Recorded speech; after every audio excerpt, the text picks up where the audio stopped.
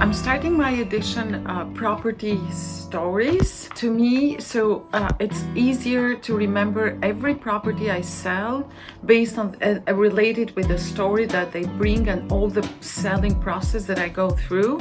If you ask me the address, I probably would not remember, but I know and I have the story. Oh, that's property in Hermitage.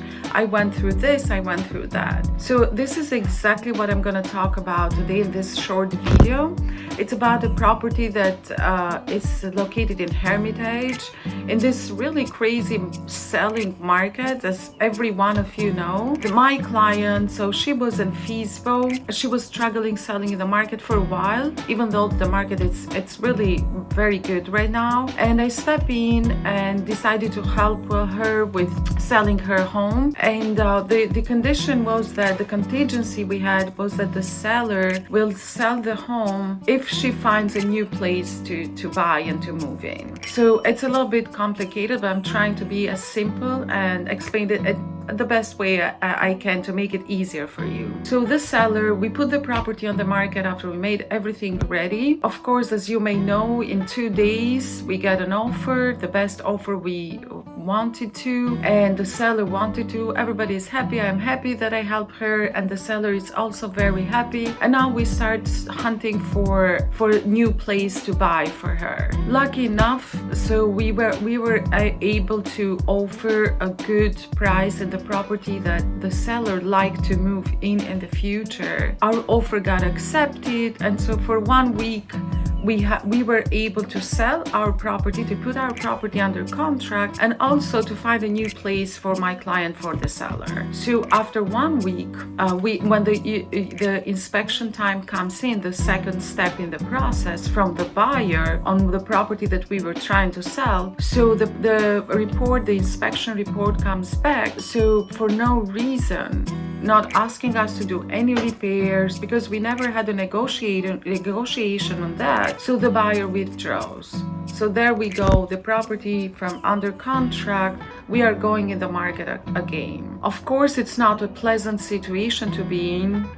My seller is a little bit frustrated because we still are trying to buy the new property, the other property that we are buying. So definitely I communicate with the listing agent over there, and I tell them that this is a situation. The buyer withdrew, but he was nice enough and good enough and very supportive, and he said, do not worry, you guys are gonna sell the property again in no time. This is what happened. Now we're keep putting the property in market again, back in market, and in 1 week we got the offer we want. So we have a new buyer and everything's fine, so we are happy again. So we are moving on the process on closing at the end of the month, both selling our property and buying the new property that the seller wants to move on. What happened is that when toward the end of the process, closer to the closing date, the seller for buying the new home, so they couldn't make it financially, so the numbers couldn't make any sense, it couldn't help. So we have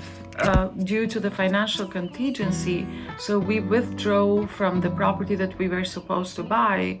So we are back in the market, of course, hunting houses again in this crazy market, which is not easy, trust me, to find a place and to make your offer really accepted. So people are putting amazing offers there, and as you may know, the industry never saw this seller's market indicates from now. So we go back in hunting the houses, and as you know, so the closing date for selling our property is getting closer to. So I have to communicate with the agent, with the buyer's agent, and I tell her, listen, we are house hunting back in the market again, so we will need some time. She communicates and explains the situation to her client. So we got like 2 more weeks postponing the closing date for the property we want to sell. It's really crazy, you guys.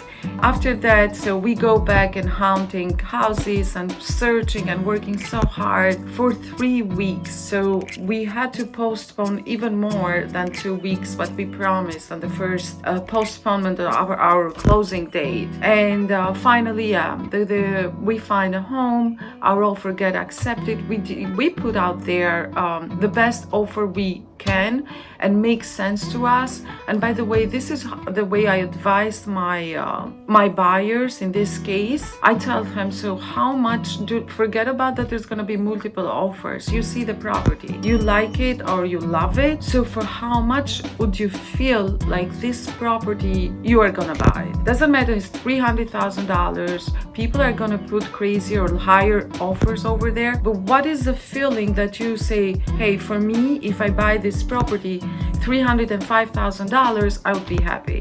I'm not gonna pay more than $305,000 or $310,000. So this is the way I communicate, and I advise my buyers, which really, I mean, have worked so good for me, because as you know, so we cannot tell to our clients numbers, but definitely we can share the opinions and help them to make the right choice. This is our role, to make them to not regret what they buy. All right, so fair enough. Going back to the story, we have a property to move in, a new one, and so we are closing end of May, and so far everything looks good and looks fine. So the whole point of this property story in Hermitage, so we really regretted, I mean, felt so frustrated when the first offer fell through, and we basically did the process of selling and buying a property for the second time from the beginning. So we went back in the market with our property that we want to sell, and we went back in the market to hunt for new properties, buying a new property. You guys, my point is that we should not regret, even though that, for example, that's true, the first under contract time that the contract fell through. But I'm telling you something, I'm so grateful to the other buyer's agent that I'm communicating with, and to the buyer himself. He's such a great guy. He gives us all this flexibility to have some time and look for other properties until we were went back in the market to buy a new property.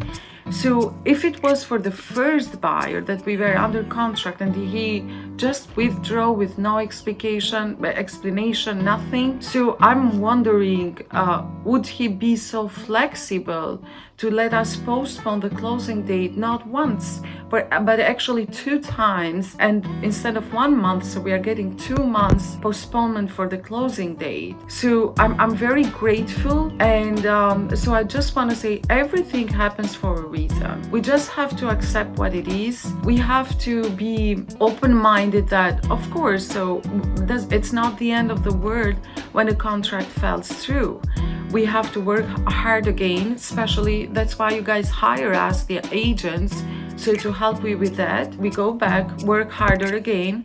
And of course, in this market, everything can be sold, and there is going to be a solution there to solve whatever problem you have. So be grateful. Do never regret why a contract fell through. Probably wasn't the right buyer. Probably wasn't the best deal. So going back in the market, we had the better price, selling price, and we had the better offer accepted. No contingencies, nothing. So I really wish you to be open-minded and do not really be frustrated. Selling and buying a home, especially in this market right now, as easy as it looks like to sell or to buy, it has its own challenges and has its own frustration, and the process is still long.